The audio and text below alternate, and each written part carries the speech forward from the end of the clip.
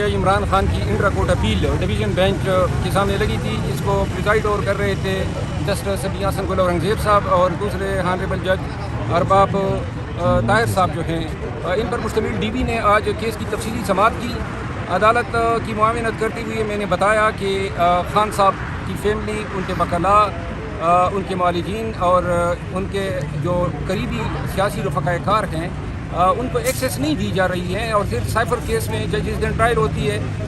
اس دن جو ہے وکلاء جو جاتے ہیں تو وہ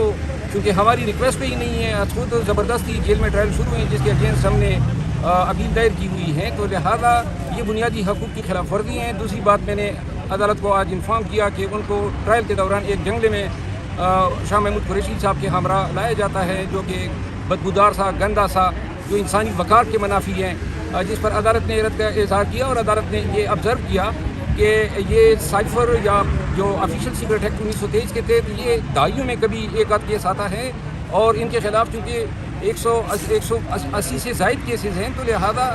اسی کے مطابق وکلاء کی تعداد جو ہیں ان کو وزٹ کرنے کے لیے درکار ہوگی۔ وکلاء کی کنفیڈینشیلٹی جو کلائنٹ اور وکیل کے مابین ہوتا ہے، وہ پاکستان بار کونسل ایکٹ میں باقاعدہ انسٹیٹیوٹ پرووائڈ کرتا ہے، لیکن یہاں جیل میں جب ہم جاتے ہیں تمام کاغذ پین لیے جاتے ہیں ہم سے، اور جیل کا کوئی ایک سپروائزنگ آفیسر بالکل ہمارے سر پہ کھڑا ہوتا ہے، کوئی بات ہم آپس میں کمیونیکیٹ نہیں کر سکتے ہیں، خصوصاً جب ہمیں سیکریسی درکار ہوتی ہے کہ وہ اپنے تئیں جوڈیشس مائنڈ اپلائی کرتے ہوئے سپرنٹینڈنٹ جیل کے ذریعے ایک شیڈول بنا کر دے دیں، اس کو دیکھ کے پھر عدالت جو ہے تھرسڈے کو فیصلہ کرے گی۔ یہ آج کی ICA کی کارروائی ہے۔ آج عیدت کیس میں سماعت مقرر ہے قدرت اللہ صاحب کے پاس، صبح ہم پیش ہوئے اور اب ہم جا رہے ہیں، آیا پروسیکیوٹر آتے ہیں اور وہ کرتے ہیں یا نہیں، لیکن